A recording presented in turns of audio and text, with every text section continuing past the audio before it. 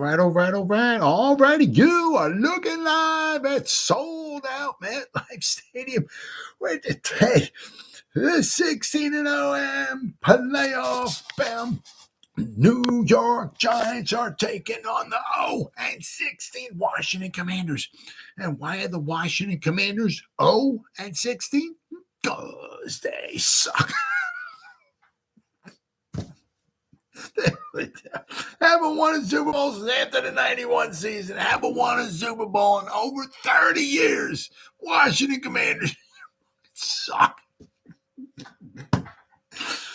You know, it's bad when a Giant fan can just straight out pick on your team. And it's true.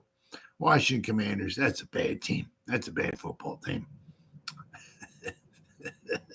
Hopefully we whoop up on them again 2 times again this year. Welcome to the Gridiron. Anybody out there at all is going to spend a little bit of time with me here this evening, I greatly appreciate it. Thank you. Or if anybody's going to spend any time watching the replay, just once again, thank you so much from the bottom of my heart. It means the world to me. I really appreciate it. I'm going to try to go about 30 minutes here tonight, shoot my mouth off for about 30 minutes. Anybody got anything to say, please feel free, fire away, throw it in the chat box. Usually I check on the chat box like every 5 or 10 minutes or so. As soon as I see something in there, I try to respond to it as fast as I can. So please feel free and fire away. But plus also, seriously, instead of me rambling on for half an hour, 45 minutes, or whatever it might wind up being, it's just nice to talk to another Giant fan. So once again, please feel free, fire away with the comments. Before I get started, if anybody wants to help support my channel out, it would mean the absolute world to me. Description box below, the very top link in the description box takes you to my membership page. I got 3 different membership levels. The first one's called the Saquon, second one's called the Lawrence Taylor, and the third membership level I got is called the Gridiron.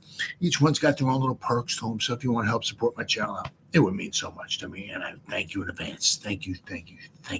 If you are subscribed to my channel, once again, thank you. I can use all the support I can get, guys, but if not, please go down below, hit the subscribe button, hit that bell icon. That way, next time I go live, or if I put a video out, you'll be notified. And it's free of charge. What do you got to lose, right? But if you're subscribed to my channel, thank you. Maybe give this video a thumbs up or share this video. That would be freaking awesome. And then finally, just a little ways down in the description box, there's 2 additional links. The top one's the Facebook link, which I'll go over in just a second. The one underneath it, it's a Twitter link, right? I mean, I'm an old-time fart. I can't stand change. I like things just the way they are. I'm too much of a moron. I have to think and adapt and all that stuff. Stop changing stuff up on me, right? I'm one of them get off my lawn type old-time farts, right? Just keep stuff the way it is, right? The link, it's a Twitter link. It's always been Twitter. It'll always be Twitter to me. Whatever letter of the alphabet Elon Musk wants me to call it, that's on you, bro. I'm not calling it that. I'm calling it Twitter. You know why? Because it's Twitter. Follow me on Twitter. I'll follow you back. That's an absolute promise. I try to put Giants-related stuff in my Twitter account every day. And then the link on top of it takes you to my Facebook group. It's called the New York Giants, the Gridiron. It's my Facebook group. It's doing simply marvelous, might I add. Basically, we have over 8,600 members in the group. Basically, if I'm alive and breathing and if I have internet access, I'm putting stuff in this group darn near 365. And not only do I put stuff in this group, but the members post stuff in this group as well. So between me and the members, there's a ton of New York Giants information going in this group every day. It's called the New York Giants, the Gridiron. It's my Facebook group. Please join it. You will not be dissatisfied. I promise. All right. Well, all that stuff said and done and out of the way with, well, it was pretty good. Got to give him the Hard Knocks. It was pretty good.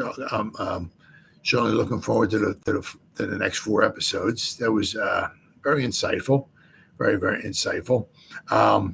It also kind of makes you kind of wonder a little bit, obviously because the Giants did have like the, anything they wanted to be chopped out of there, right? So kind of makes you wonder what was chopped out. But, for the most part, that, did not disappoint. Seems like there's, it's like as the, what would you say? It's like soap opera. As the world turns, as the Saquon turns, looks like there might be a little bit more coming up on the Saquon stuff going forward, right? So tune in next Tuesday at 9 o'clock, HBO, right? As the Saquon turns. So, but I mean, it was very, very informative. It was very, got a nice inside, behind the scenes view of some stuff that you would never know. Especially how how the Brian's Burn trade got its genesis, basically, I guess, and just a couple guys just shooting a shot, right? And what was his name? Morgan, I think it is. The guy, the GM from Carolina, just kind of, hey, have any interest in Brian Burns? Very, very interesting. But we learned quite a bit. I was very, very, very happy. Let's see here. But there was a bunch of them. Just a bunch. Just 3 Bills GMs chopping it up at the trade. And there we go.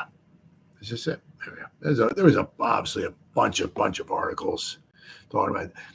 Giants Hard Knocks episode 1 takeaway. Shane doubles down on Jones over Barkley. Yeah, I mean, I was, the one thing you gotta give Shane, is obviously, it seems it's just very, very difficult. I mean, sometimes you just, you can't make everybody happy. You just try to do the best you can. You're only allowed to allocated so much money. I mean, once again, unless you're the Eagles, and we're going to go over that in a little bit, let's just show you how absolutely unbelievably unbelievably ridiculous the Eagles are. But I mean, and it's tough. It is. I mean, to try to handle every situation with where everybody's happy. I mean, it's very difficult to have like the Leonard Williams, deal every time. You pick the phone up. Hey, Leonard. Hey. Seattle's interested. You think you might want to go? Do you want right? I mean, that doesn't happen all the time. Usually, but at least and Saquon understands it's a business. Shane understands it's a you know what I mean. So a lot of guys, for the most part, seem to grasp that. But I don't always say there's a winner and a loser or something like that. But I mean, it's as what Sylvester Stallone says, it's not always going to turn out to be sunshine and roses or whatever the saying is. But Shane was, he's trying to build a team. And you see, John Mara was in there talking to him, right? In a perfect world. In a perfect world, yeah. You can have your cake and eat it too. But, he said in a perfect world that you'd find a way to keep Saquon. I understand. But, and he was in there listening, and he gave his 2 cents, right? He didn't say it's no, we're keeping. I mean, he's just offered his 2 cents. Shane's the man. He's doing it his way. I mean, things are different. And John Mara is correct. In a perfect world, but the NFL does not want it that way. They want the parity. You can't always have your cake and eat it too, right? Excuse me. Get this phlegm in my throat sometimes. I think I'm okay now. Anyway, I mean, things have changed. It's, as I said, the NFL does not want it. Where you can always have your cake and eat. You can't keep everybody. They don't want that. They don't. Especially if you're drafting good. When you draft good, you can't keep everybody. They don't want that. Or maybe you can keep everybody, but you can't bring anybody else in. They don't want that. It is what it is. Really good example, was, you go back into the 50s. I know we're talking 342 years ago. I get it. But, there was a time there was a time where, just for example, the San Francisco 49ers, they had the $1 million backfield. They had 4 Hall of Fame players in their backfield. Same time. Joe Perry, John Henry Johnson, Hugh McElhaney, and Y.A. Tittle, who came to, actually, Hugh McElhaney came to the Giants in 1963 as well. But Y.A. Tittle was with the Giants for 4 years. But they had 4, Hall of Fame players in their backfield at the same time. You can't do that nowadays. You can't. You can only. Which one do you want? Because the one they want, is going to cost $500 million a season, and you can't afford the other guy. You know what I mean? I hate it. I can't stand it, but that's the way it is. They want, obviously the parity. In some respects, it's nice. Because a lot of times you see teams go from like first, from worst to first, or from second to bottom to top, or whatever, worst to at least the playoffs or something like that. So so it gives you a good chance. Which obviously in one respect certainly is nice, as unlike back. Like when, like when the Tampa Bay Buccaneers. Now, the Tampa Bay Buccaneers, to their credit, right? They obviously, when they started in 1976, they started off 0-26. They won their final 2 games of the 77 season, but they started off 0-26. Now, when somehow, I got to give them a lot of credit. They start off absolutely horrible. Well, in 1979, they went to the championship game. But usually the first couple of years, if you're expansion team and all and everything, you're gonna stink. Nowadays it's not it's not quite that bad. Usually you're given somewhat better players to start your roster off with. I said, unlike what the Buccaneers did. I said the Cowboys, their first year, they were 0-11-1. Of course, their one tie was, of course, against the Giants. But so it's just the way it is with the NFL nowadays. It is what it is.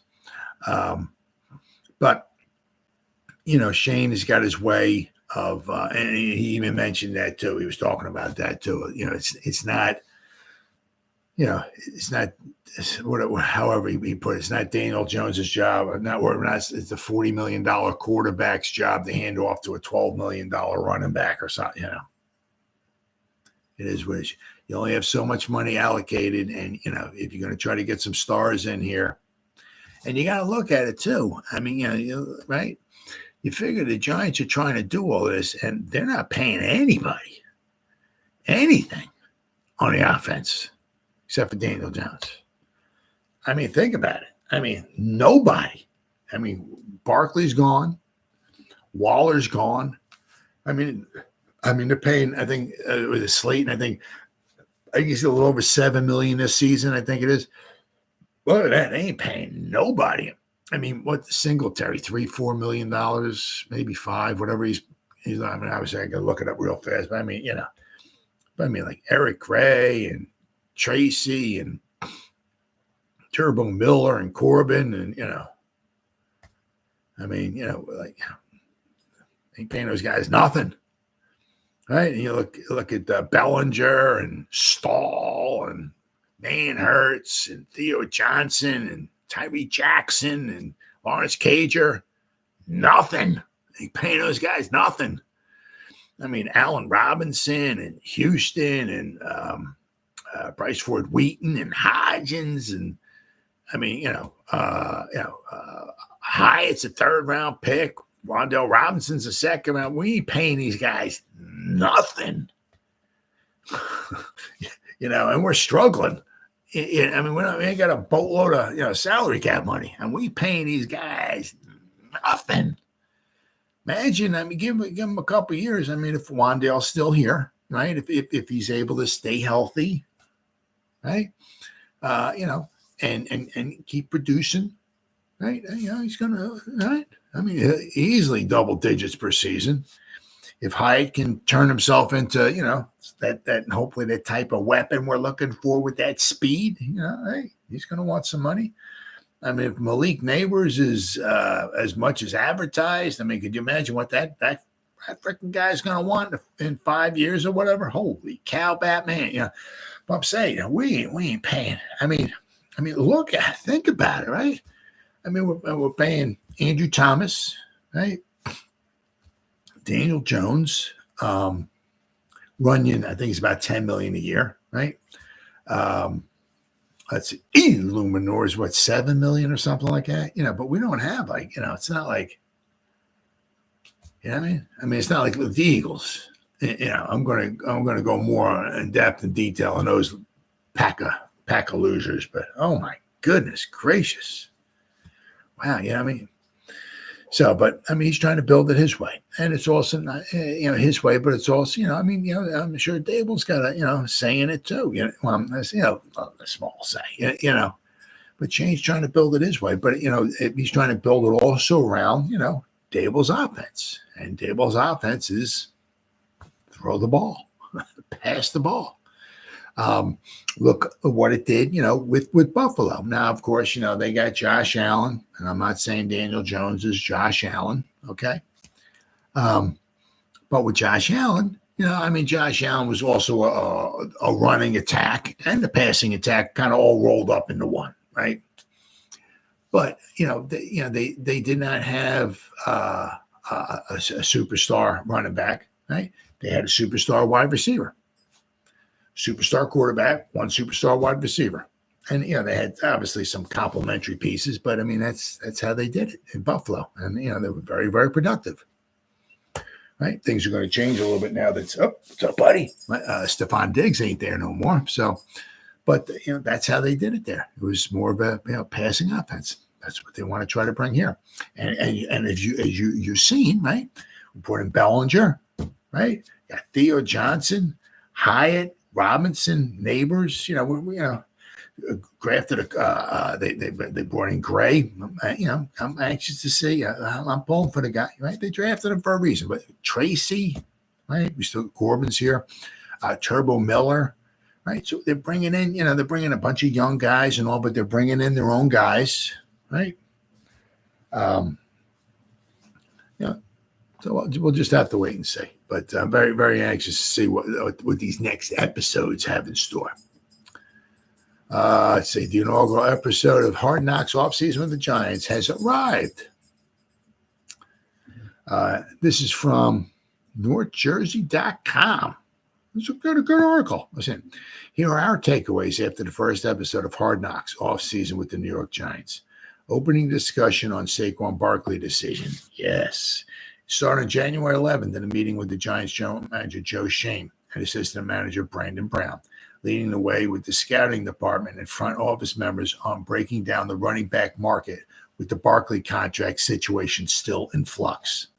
As we keep going through our needs, cornerback, rusher, and an edge rusher, and a number one wide receiver, that running back keeps going down, said Shane. Like, the importance of it, the needs of a running back is just going down.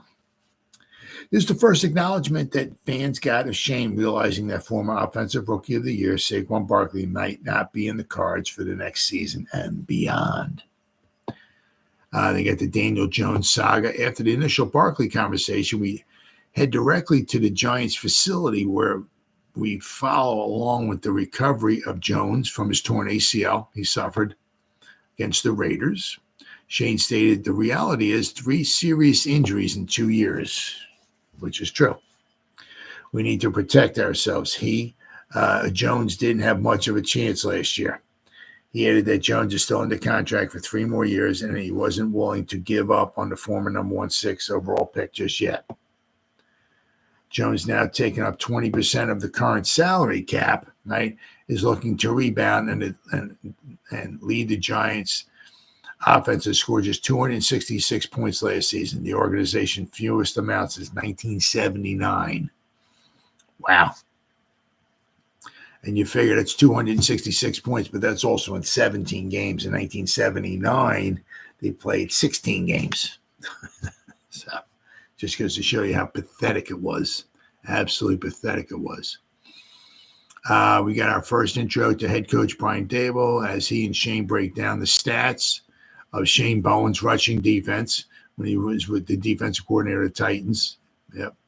Bowen 37 then broke down the scheme terminology that he will now introduce to a Giants defense that gave up the seventh most points per game last season at 23.9. Well, once again, as I mentioned this before, if you have a better offense, if so facto, you kind of almost have a better defense because the offense is on the field more, scoring more points, keeping the defense on the sideline. Therefore, the defense is giving up less points. Therefore, if so facto, the defense looks better because they're giving up less points because they're on the sideline because your offense is better, chewing up the clock, scoring points. I mean, just last year looked like 1975, 76 all over. 1, 2, 3, punt, defense back on the field. Defense does whatever happens. Defense goes off the field. Giants offense on the field. 1, 2, 3, punt. Defense comes back on the field. It's like Joe Shane Senior Bowl conversation with Dan Morgan. Very interesting. Just kind of out of stuff, just kind of like out of the blue. Hey, you want to give us a couple ones for Brian Burns? No, Shane's like, yeah, but no. And then what did he say? He says, how about a one and something else? And he said, and Shane's like, well, you're getting closer. And I guess, the conversation started talking, and somehow they came up with a second and a fifth round. Right? It said the clip that hit social media out leading up to the first episode finally arrives with what appears to be the initial conversation between good friend Shane and Panthers GM Dan Morgan at the Senior Bowl in Mobile, Alabama, about linebacker Brian Burns. I mean, that's the one thing. I mean, because you notice here the three of them. Now, I can't see who else is around there, but Beam was there, Morgan's there, okay, and Shane's there. Now, Shane, I'm not sure how please forgive my stupidity. I don't know if Morgan and Bean have any kind of, friendship or whatever, or anything big time. I'm not saying they're enemies, but I mean, Shane and Morgan came in together, right? And obviously, Shane was with Bean, right? So it's sort of the three of them together, right? This ultimately is the start of the dialogue between the two GMs that will get a deal done to send Burns in the 2024, fifth round pick to the G-Men in exchange for the second round and fifth round selections in the 2024 NFL draft and a conditional fifth round choice in 2025. We'll undoubtedly know more likely in the next episode or two about how exactly the trade goes down, including the Giants giving the 26-year-old pass rusher the 5-year, $141 million contract with $76.5 fully guaranteed. But just fascinating stuff. I mean, just really, really it is. And then, of course, they talk about the end of the Saquon Barkley era, right? Episode circles back to February 13th about what to do with Barkley, with the time ticking down and a decision looming over the former number 2 overall pick. Begins with Shane having an intriguing convo with John Mara, the current president and CEO of the Giants, about the future of the now former star running back. And John Mara said, in a perfect world, I'd love to have him back until we can prove we have a decent offense without him, which is true. I mean, because you figure our two biggest stars for the most part last season are no longer on the team with Waller and Barkley gone, right? So it's like we couldn't score any points at all last season, and our two biggest stars are gone. Oh, my God, right? So, but, the object is to replace, Barkley, okay, and Waller, with some of it, at least with neighbors, okay? Now, let's not forget, a good passing attack, you got to be able to block, you got to be able to stay healthy, right? But if we can get a good offensive line. They don't have to be the top 10 unit in the league. They have to be functional. Can they stay healthy? Can they get Daniel Jones some time in the pocket? Right? And we got some weapons to throw the ball to. If we can stand in the pocket long enough to try to take advantage of those weapons, that's going to open up everything. Okay, that's also going to open up the running game as well. Okay, it's going to make whoever's standing behind Daniel Jones that much better. Shane followed up with Daniel's making a lot of money. We have to figure out if he's the guy. We have to protect him and put resources there. So, which is true. I mean, they don't want to go. I mean, you can, after this season's over, it's like, well, is Daniel the guy? Wow, maybe we get him one more weapon. So I mean, it's either yay or nay, right? One or the other, right? You either keep the plug plugged in or you pull the plug on the Daniel Jones, right, saga, right? So, but you got to find out. And to be honest,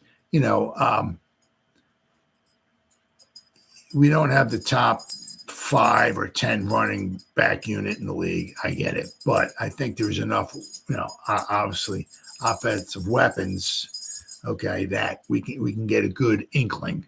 Now he doesn't have to throw 35 touchdown passes and throw 2 interceptions. Doesn't have to be that, but it should be better than the 15-5 he had in 2022. Okay, because I think he played in 16 games, threw 15 touchdown passes during the regular season. I mean, he's got to do better than that. Then again, but the offensive line's got to do better. So, but that was also another thing that Shane brought up too. It's even Patrick, beep, beep, beep, beep, beep, beep, beep. Mahomes couldn't win a beep, beep, beep, beep, beep, beep, beep game behind this offensive line. I think he said they had 3 practice squad guys on the roster. I'm not sure if those on the offensive line or not, but in that Miami game, I mean, when he got hurt, with the injury, with the neck injury, I mean, so he's right. Patrick Mahomes was winning no games. He ain't taking nobody to the Super Bowl, but not with that offensive line. And I've said this before. I said, I can't remember what this, however many years ago, it was just a few years ago when they lost to Tampa Bay, when Tom Brady won, right? Tampa Bay had a very good front, and they were very able to get after the quarterback. They did a very good job. But Patrick Mahomes' offensive line was in a shambles. He was missing a couple starters. He was running for his life. Right? And just goes to show you, right? Is that same thing? I mean, look at what the Giants did with Tom Brady, right? I mean, if my math is correct, Tom Brady scored 31 points in 2 Super Bowls against the Giants. Now, Super Bowl 46, we had 2 sacks. It was like the first play of the game and almost the last play of the game. Justin Tuck got a sack. I mean, not the first play, but close to very close to the beginning of the game, Justin Tuck got a sack. Okay. And one of the last plays of the game, Justin Tuck got a sack. In between there, we didn't get a lot of pressure. Okay. But we still managed to win the game. But Super Bowl 42, okay, we had to get pressure on him. We could not let him stand in that pocket unless we were going to drop 10 guys in coverage and just rush Michael Strahan at him, right? And we were going to put 10 guys in coverage, 10 cornerbacks, okay, and basically double team everybody, okay, then maybe. But other than that, if you're going to rush 4 guys, you had to get pressure on him. Because if he was going to send 4 or 5 guys in the pass, pass patterns, you only had 7 guys back there to cover him. You had to get pressure on him. Okay, and we were able to get pressure on him. Got pressure on him. 5 sacks, I think it was. We were able to hit him, pressure, right? Had to do it. And he scored 14 points, right? And basically, what was it? I mean, I don't know. What did he score? 5 minutes to go in the game, 4 minutes to go in the game. So, I mean, my math is correct. The first like 55 minutes of the game, the Patriots, that offense, they scored like 842,000 points. Right? That offense, they scored 7 points in the first 55 minutes of the Super Bowl. Got to get pressure on them, right? So it just goes to show you, right? You get pressure on even on Tom Brady. Yeah, I mean, obviously the defense, we had a good defense. You know, the secondary was doing good. Pierce is the linebacker. Yeah, I mean, you know, so we had a really good defense. But if you get pressure on a good quarterback, yeah. And it was a stat. Somebody said this was from Valentine's Views. I was listening to it today. They did a really good job covering Hard Knocks. He was talking to somebody at Valentine. I can't remember the guy's name, but he's been following and covering the Giants for a long time, whoever the guy was. I think it was last year. He said, they're trying to, not really compare, but they were talking about Patrick Mahomes under pressure.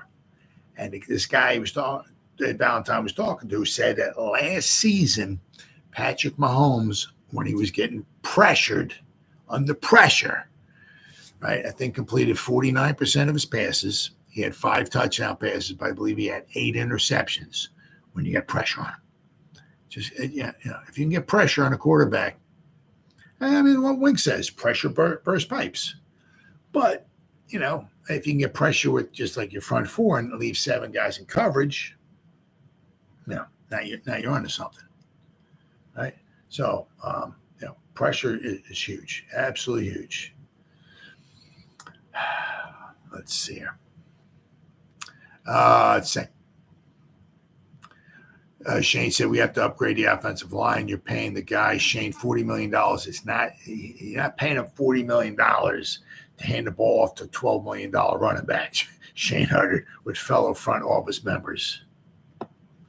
My plan is to address the offensive line at some point in free agency. We're sitting at 6, and there's a chance there's an offensive weapon there. This is the year for Daniel.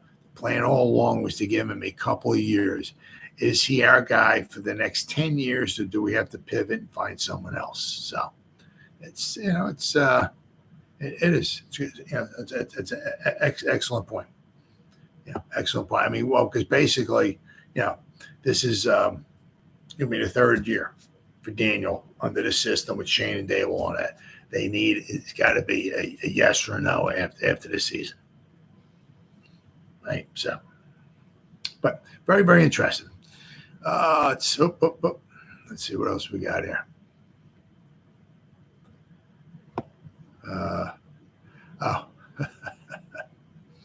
This was funny, when they were just standing around,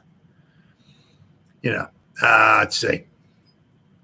Yeah, because they were talking about, right? They're talking about what Shane, was Giants GM since 2022. Morgan was hired by the Panthers as an assistant GM in 2021 before he just got promoted in 2024, right? So they said there's the clip below, the one you've seen, right? You probably have seen, about Shane and Morgan talking, and talking about the trade for Brian Burns. It says with General Manager Joe Schoen opens the most recent teaser for HBO's Hard Knocks series, standing next to Carolina's Panther GM Dan Morgan, and eventually we see Bills GM Brandon Beane on the other side of Morgan. It appears the trio is at the Reese's Senior Bowl based on the orange lanyards and the fact that they are outside. With Carolina picking 33 and Buffalo 28, the packages to move up to number 6 would have been absolutely massive and involved multiple high picks. That didn't stop Shane, who notes it doesn't hurt to ask. Morgan countered with, if I'm going anywhere, it's going back. All right. That turned out to be a lie. He traded up to 32 with Beane, who had moved down to 28 in a trade with the Kansas City Chiefs. Beane said he couldn't afford a top 10 pick. At pick 28, Buffalo would have needed to include their second-round pick plus next year's first to even begin the conversation. Oh, yeah. That's when things got really juicy. Morgan said, you want to give us 2 1s for Brian Burns? Or a 1 in something? And then that deal actually did get done later in the offseason when the Giants had a second-round pick.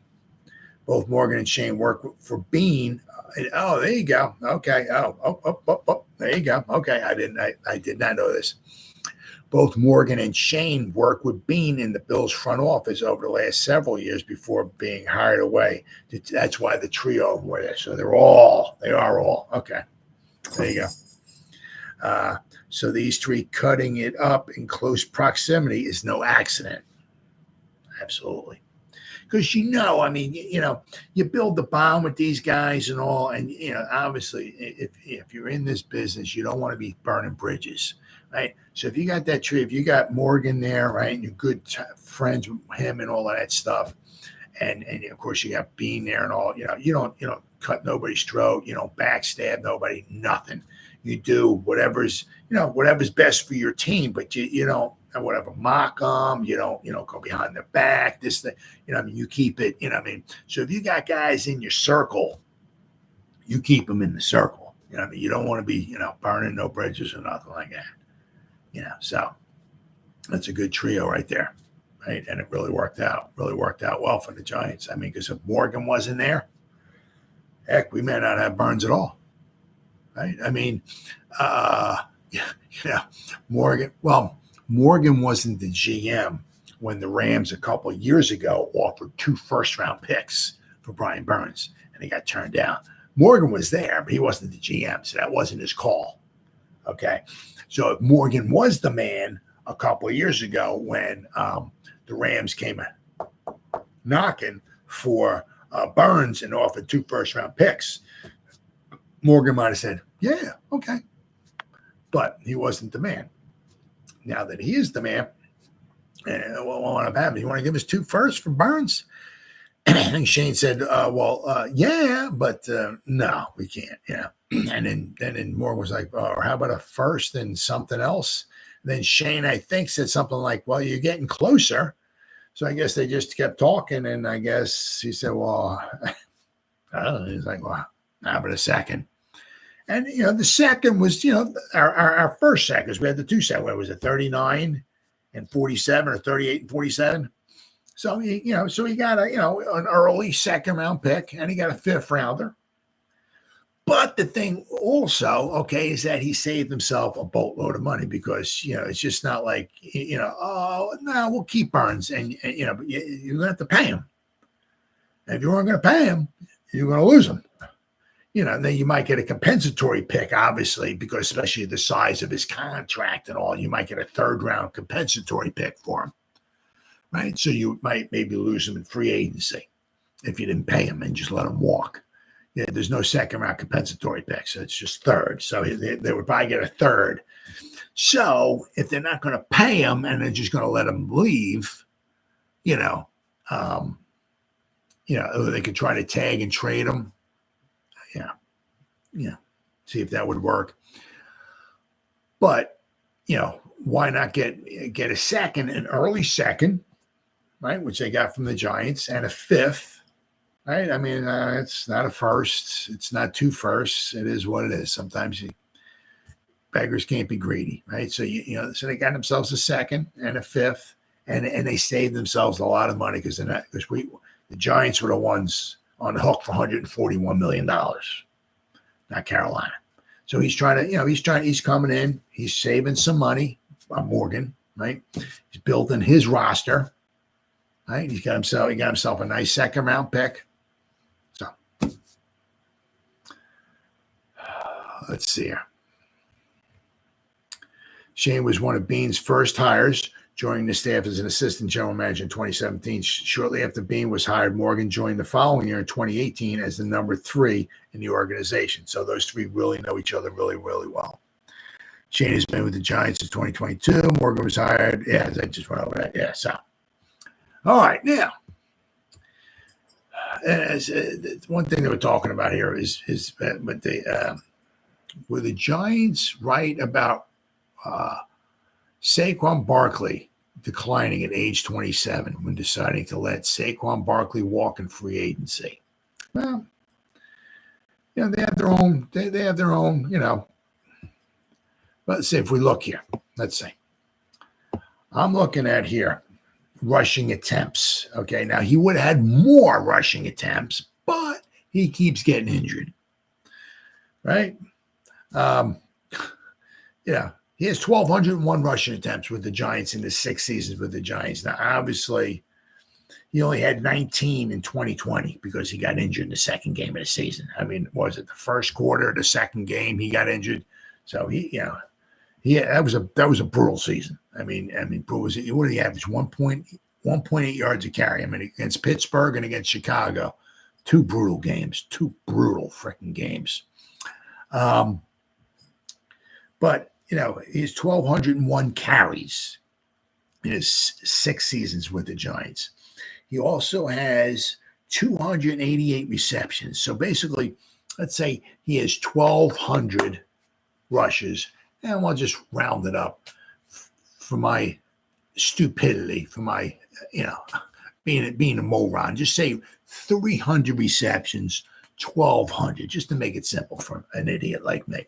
So basically, he has about 1,500 touches in the pros. That's a lot of touches, okay? Then, if we look here at his college, so that's 1,500. He has 671 rushing attempts in college, 102 receiving attempts, okay? And then he has, was it 18? 18 kickoff returns. He had no punt returns. So 18 and that. So what would that be? 7. He is very close to 800 touches in college. Okay. Very close. Just a little shy of 800 between the kickoff returns, the receptions, and the runs. All right. So if you want to make things somewhat easy, right? He has about 800 touches in college, 1,500 touches in the pros. That's 2,300, and that's not even including high school. 2,300 touches in, well, you go what, 6 seasons, right? And so 9 seasons, 2,300. That's a lot. That's a lot of carries. That's a lot of wear and tear, and plus the fact that you also see that he has his injury history. Sometimes some of the stuff, it is what it is. Like the one time when he got injured against the Cowboys, he was running across the middle. I think Daniel Jones threw a ball. I think it was to him. He looked at it. The ball was overthrown. Saquon was looking like this. He's running and he steps on it with the Cowboys' foot. He twists the heck out of his head. What a freakish accident that is, but it happened. Right? It is what it is. But I'm still saying 2,300 touches. That's a lot of touches. Where are we at here? Giants made the decision to move on from Saquon Barkley instead of franchising him for the 2nd consecutive year. Giants didn't want to lowball Barkley with an offer out of respect, and owner John Mara would have liked to have him back. Now, one thing it did seem like what they wanted to do was, I think quite possibly, it was go test free agency, right? And if somebody gives you an offer, a reasonable offer or something, call us back and give us a shot, at matching it. That's, seemed like that's what they wanted. But in the office, I can't remember who the guy who it wasn't Brandon Brown's. Maybe he's saying this article here. Maybe he's saying the article. Somebody was sitting next to Brandon Brown, and he was saying all it takes is one team with money to blow them out of the water, and it wound up being the Eagles. And we're going to go over a little more in depth and detail once again in a few minutes on why the Eagles are able to basically get anybody they want. Right. But the guy said, all it takes is one team with money. And, send it, a lot of these other running backs are getting 5, 6, 7 million or whatever, not a ton. But I said, all it takes is one team with some money to throw some money at them who really, really wants them. right? And then, it kind of shoots down the chances of the Giants wind up bringing him back. They didn't want to they didn't want to lowball him. So basically, they out of respect, they didn't want to try to tag him again, although it's all guaranteed money.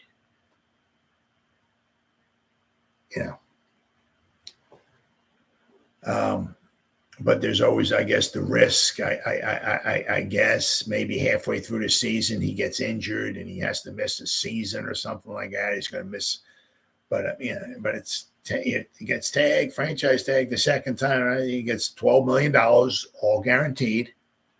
So if you're going to play another season, he would maybe go someplace else. Maybe they throw 6, 7 million or 4 or 5 million guaranteed at him. So I mean, you add 12 1 year this year and 3 or 4 or 5 next year, $1 million, combine the two together. It's still about almost what he got with the Eagles. But anyway, but it said all it takes is one team to blow him out of the water. And, the Giants didn't want to lowball him, basically. It sounded like with Shane. Shane didn't want to go and say, well, we'll offer you this contract. But what Shane was kind of doing is like, go out there.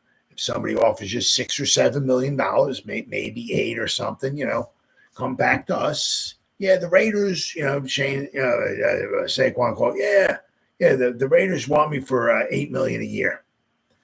Now the ball's in Shane's court. What are you going to do? Do you sign him or not? Yes or no? Right. But once the Eagles blew him out of the water with their contract, it was just right. The one thing is that there's a possibility, the Giants might get something in return because they lost Xavier McKinney and they lost Saquon. So there's a possibility in return they might get like a 5th round pick next year, a compensatory pick because of the couple guys that they wound up losing. Now, they did bring in some free agents like Illuminor and Runyon and stuff like that, but their contracts don't add up to quite as much as what Xavier McKinney's and Saquon Barkley's do, plus some of the other guys maybe the Giants lost. So the Giants, I think, from what I can remember, there was an article got put out there, possibly or maybe on track to maybe get like a 5th round compensatory pick in next season's draft. So we'll have to wait and see. Let's see here. Basically, the Giants decided they weren't going to pay a running back that is 27 years old $12 million a year. Right? Philadelphia Eagles called their bluff, paying Barkley $12.5 million per season on a 3-year contract. Unbelievable. Absolutely unbelievable. The sticking point for the Giants was Shane telling Frank Gore, who was the most rushing yards for a player in his 30s in the NFL history, that the data says that running backs decline at 27. When Gore asked, Shane mentioned Barkley had 900 carries at Penn State, which is, according to what I'm looking at, Pro Football Reference, isn't true. Yeah, Gore, he had 800 touches, about 800 touches at Penn State, not 900 carries. And of course, in the 6 years in the NFL, he wanted to get bang for his buck. And as I said, between the NFL and what he did at Penn State, it's like 2,300 touches. Right?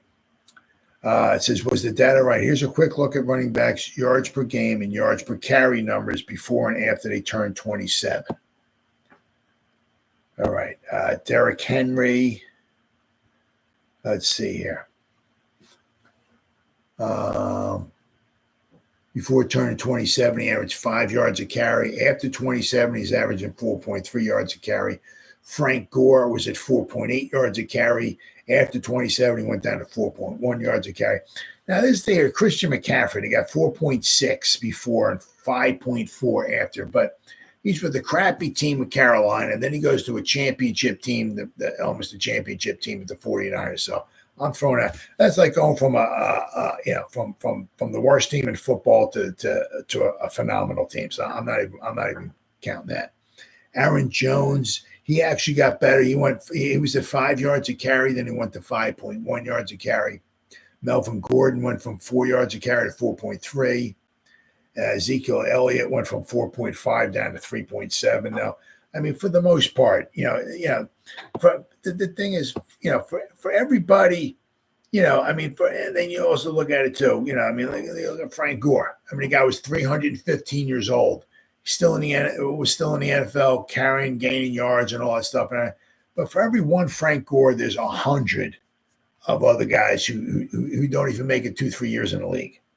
I mean, just the overall data shows that at 27 you start. Right? Now, I don't know if you can plug numbers in, like how many carries does a guy have in college, how many touches as he had in the pros, and you type all this stuff in and everything, and you can see, and does the guy start tailing off? But just what Seamus, the analytic numbers, right, show that around 27, and he's had 2,300 touches, and I said that doesn't even include high school. I mean, if in high school, if he played 4 years in high school, and say he could add easily another 700 touches in high school. Say 150 carries a year, right? That would be 600 plus some receptions. So he could have like 3,000 touches. That's a lot of touches. That's a lot of wear and tear in your body. I mean, for everyone, for every, Emmitt Smith, who's lucky enough, doesn't matter what you do with your body. Oh, I try to stay, if you're able to play that many years and be that productive, you're very lucky. Not because the teams he was on, the offensive lines he has, but he was very lucky. His body was able to, withstand the wear and tear. Some guys can, some guys can't. If you can, you're lucky. Okay, you're gifted, you're lucky, right? But you are lucky, right? I said, if he had any type of carries in high school, we could be looking at almost 3,000 touches. And Shane just wants some bang for his buck. Let's see. Let's see what we got here. So McCaffrey, age 27 season was in 2023. The data is certainly mixed, but Gordon and Elliott had plenty of carries before their age 27 season. Gore is also an outlier since he played well into his 30s, while Henry is still producing the yards per game, even though his yards per carry have declined. McCaffrey has played just one season at 27 or older, so it remains to see how his body ages over the next few years. Oh, yeah. You know what I'm saying? I mean, all of a sudden you put him on a phenomenal team with the 49ers, right? They're moving the ball up and down the field and all. Let's give the guy a couple more years and see, I'm sure his numbers are probably going to start declining. Maybe they won't, but Jones has actually gotten better since he turned 27, remaining one of the consistent backs in the game. But once again, for every Jones, there's 10 or 20 that aren't Jones. You know what I mean? So they're just showing overall, right? What the data shows, right? Is once you start hitting a certain age, as I said, I would love to have Saquon, but it is what it is. And I said, all it takes is one team, and that would be the Eagles. And that, leads me to my next point here. Okay. Oh boy, now we get to talk about the Beagles, right? Actually, love talking about the Beagles, making fun of them. How well has Joe Schoen handled the Giants' finances? Well, let's see. It says here. Overall state of the Giants' finances, the Giants currently have $11.5 million basically per over the cap, which is the 10th lowest among NFL teams with 92 players under contract. With potential weaknesses at cornerback and the interior defensive line, it's disappointing that the Giants have had the little money available to add a potential difference maker. The reason they have had little cap space is that they have $21.5 million of dead money on the books.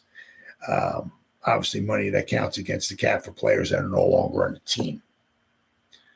That sounds bad, but it really isn't, though. The Giants actually have the 12th least dead money among NFL teams. As the chart above shows, 7 teams have more than $50 million in dead money. You got the Broncos, the Bills, the Vikings, the Bucks, the Chargers, the Jets, and the Eagles have more than $50 million in dead money. The Giants only had 21 and a half. So now the thing would be is that, as far as dead money next season, as of right now, the Giants aren't looking too bad. Okay. That is where the Daniel Jones saga comes in at, right? If they were to let Daniel Jones go, he's going to give him some dead cap money. Then he'll be back over 20-something million dollars in dead cap money next season. But that's next season. This is this season. But I'm saying as of right now, I mean, next year, as far as dead cap money, they're doing pretty good, right?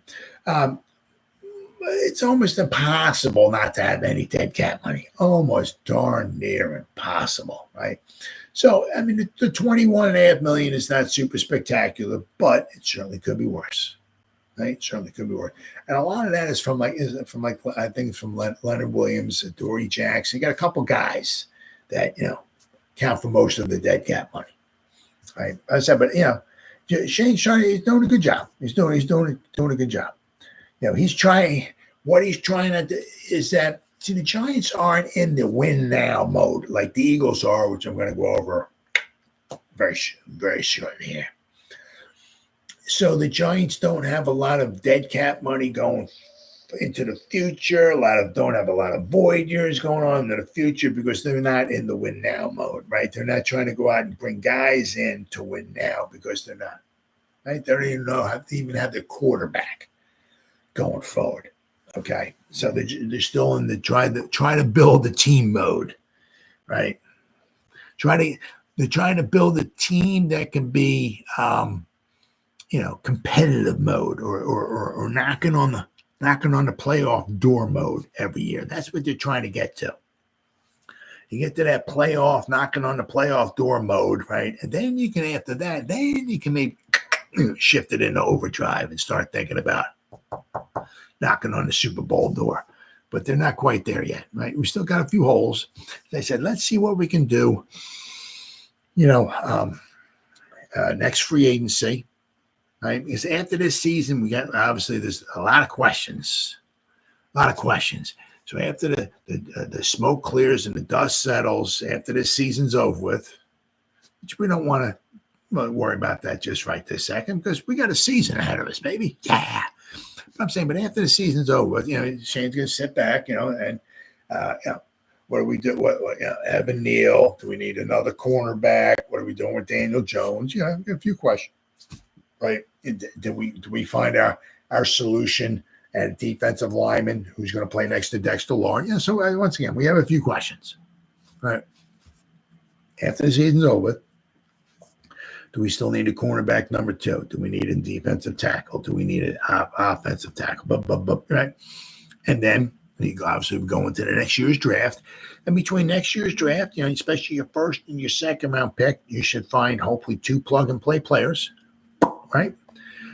It could be whatever, your defensive tackle and your cornerback, or your defensive tackle and your right tackle, or whatever, right? And then in free agency, if we still need, as I said, the right tackle, we need a defense, we need a cornerback or something. In free agency, we should be able to bring in 1 or 2 players that can fill a couple of the holes. So after next season's draft and free agency, let's see where we are, and we should be even a little bit better. Of course, we still got holes. Of course, we do. But we're starting to chunk them down.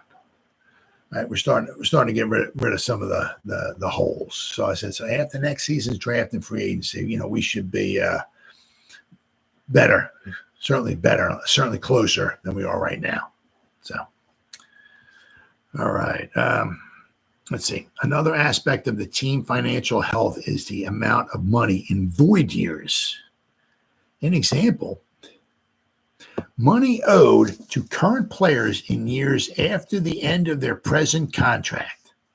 This is where the Philadelphia Beagles come in. It's like paying for a restaurant meal with a credit card. You pay for it long after the meal has been eaten.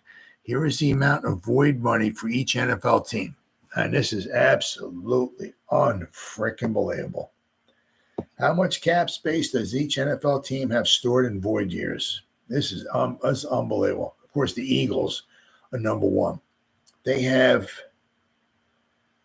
over $350 million in void. The number two team is the Browns. The Browns look like about 200, maybe 10 million.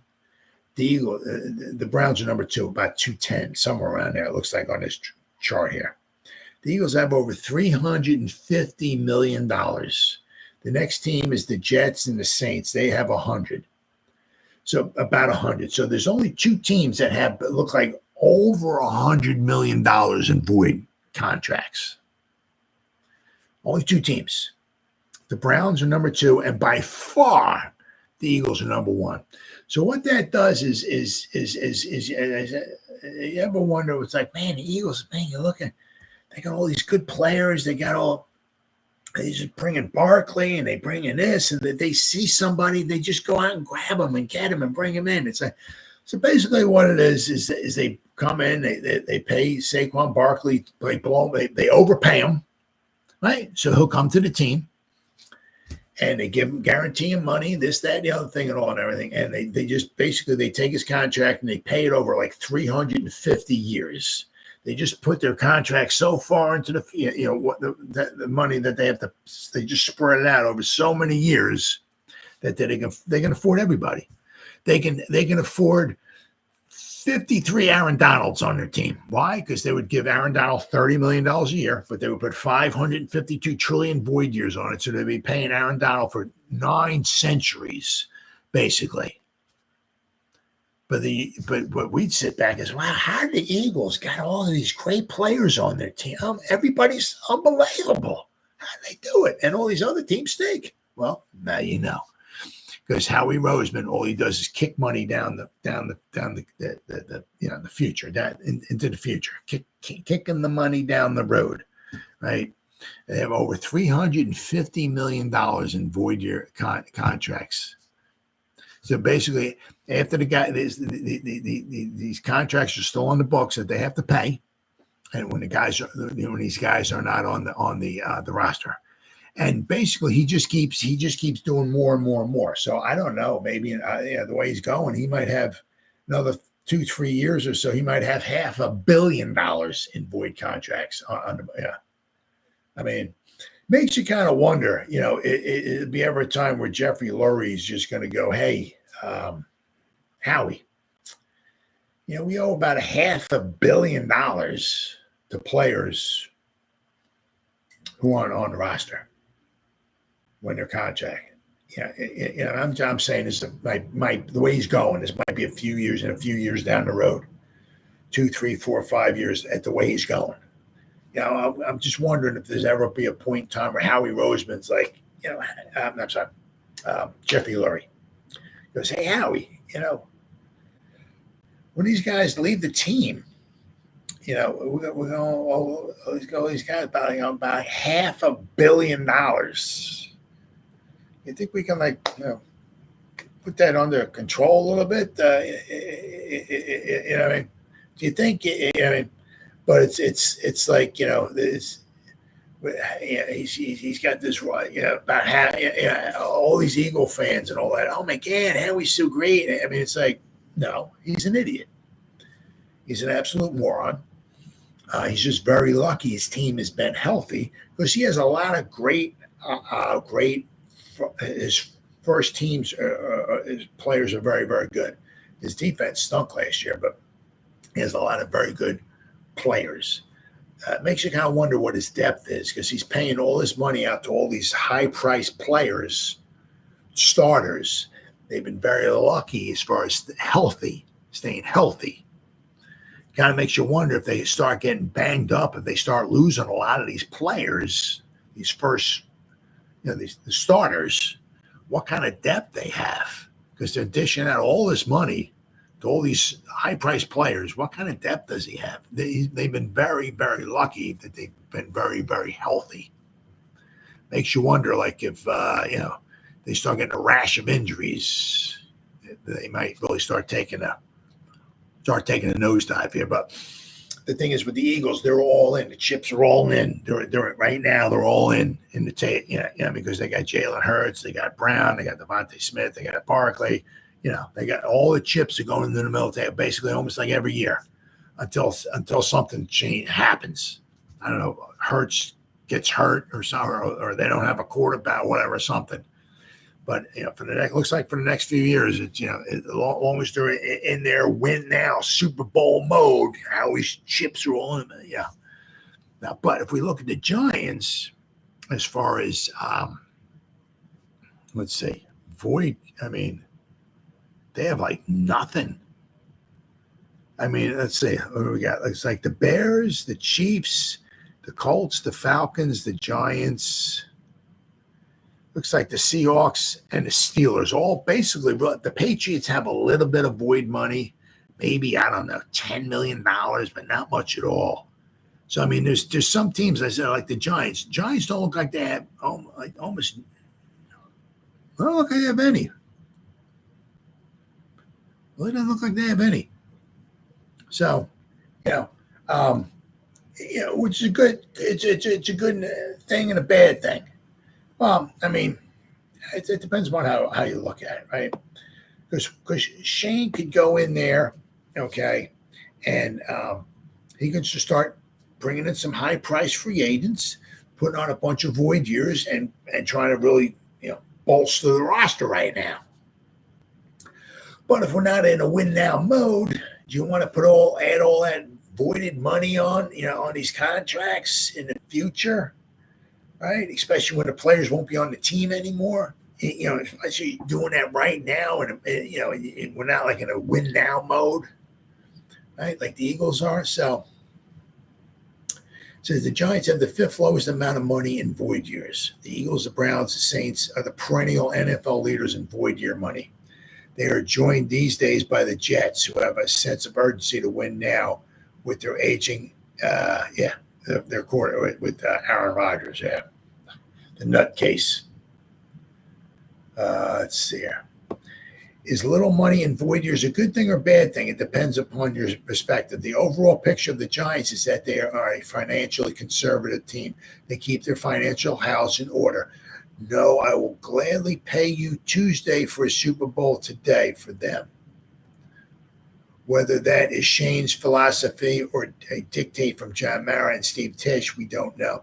Because with void years, it is possible to spend more cash in any given year than the amount of the salary cap, which is what the Eagles do. But only if the owners have the resources and they okay it. Teams routinely pay players signing bonuses in which the player gets the full amount of the bonus up front, but the cap hit is spread out over the life of the contract. Void years are a way to spread costs out even further than the number of years the player is under contract, allowing a team to acquire a talented free agent at little upfront cost. That's why he brings in, like the Eagles, they bring in these players, they pay them $30 million a year, but their cap hit during this year is only like $5 million. It's like, well, how do they do that? Well, that's that. All he does is kick money down the road. That's all the Eagles do. So the basic idea is that the salary cap increasing almost every year, a team can pay players now with cheaper money. Let's see. Yeah, so look here. A smaller percentage of the cap future dollars, which approaches better for a given team. Arguably, it has worked for the Eagles. They haven't won a Super Bowl in the Jalen Hurts era, but they were only a player or two away the season before last and are always a contender. The fact that Hurts has a $97.6 million cap hit in 2029, or that a Carson Wentz-like injury and career downturn this season would leave the Eagles with $107 million in dead money in 2025 if they were to trade him, is of little concern to Howie Roseman. He doesn't care. Let's see, the Browns and Saints are a different story. The extra spending hasn't gotten them anywhere near a ring, especially the Saints. Few consider them contenders this season. The Jets, well, we'll have to wait and see. Would it make sense for the Giants to go the cash over cap void year route if Mara and Tisch gave Shane the okay to acquire premier players? If you think the Giants are not yet poised for a Super Bowl run, maybe not. This may explain why Schoen has not signed a veteran corner like Stephon Gilmore, if Gilmore would even consider coming to the Giants. He cost the Giants all of their remaining cap money, but with the void years, that need not be the case. If the Saints' Mickey Loomis were the Giants GM, he'd probably have tried to sign Gilmore already. Whether Joe Schoen has tried to, we don't know.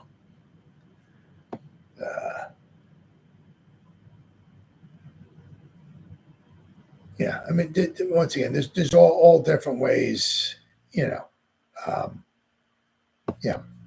One thing, Schoen has done, right, is, the highest priced, and as of right now, we're lucky, that we don't have, we're not paying big bucks to a wide receiver. But I said, where Schoen has allocated his money, tackle, edge rusher, defensive tackle, but quarterback, right? So he's allocated his money into some of the ones that do require a lot of money. A good left tackle, an edge rusher, and let's not forget, somewhere along the line, we're going to have to probably pay Kayvon. So you're going to probably have somewhere along the line, where you're going to be paying Burns, whatever, $28 million a year. You're going to be paying Kayvon 25 or so, whatever, million a year. Then you're going to be paying Sexy Dex, so. So somewhere along the line, these guys are, all these good draft picks that we have are going to start coming, and they're going to start wanting to get paid. I said, obviously, we're looking down the road here, but hopefully Malik Neighbors turns out to be as advertised. If some of these wide receivers are getting $30 million a year now, can you imagine what Malik Neighbors might want in 5 years or so? He's going to want 30 plus. What's Kayvon going to want? We got some guys, that they're going to start coming, have to start paying them. So let's not forget about that too. But I think what Shane's doing right now is he's just trying to build his roster. And the best way to build a roster is through the draft, right? You draft them, you develop them, hopefully you keep them, and you build a team that way, right? And that's what he's trying to do right now. Instead of, let's draft a few players and then let's just start bringing all these guys in free agency, adding all these void years on to the end of the contracts like the Eagles do, So we bring in Stephon Gilmore, but he'll only count like $2 million toward the cap here because we have 385 void years on. We'll pay him over the next 715 years. Which is what the Eagles wind up doing. It's all the Eagles do is just kicking money down the road. They're in a win now mode. They're very lucky that they've been healthy, and good for them. Good for them. But if there's a year where the injury bug comes and bites them in the ass, right, they can be in a lot of trouble because they have some very good starters without question. But if the injury bug starts biting them, what kind of depth do they have? Right. So I think Shane's doing a very good job. So I think he's done a very, very good job, and he's trying to build a team his way. So it's been 1 hour, 12 minutes. So there's one other thing that I didn't get to, and I'll get to that tomorrow night because it's been 1 hour, almost 13 minutes. So whoever spent any time listening to me live, thank you. If anybody's going to spend any time listening to the replays, once again, thank you so much from the bottom of our music world. Thank you. As always, you guys stay safe out there and go Giants. Woo! Oh, yeah.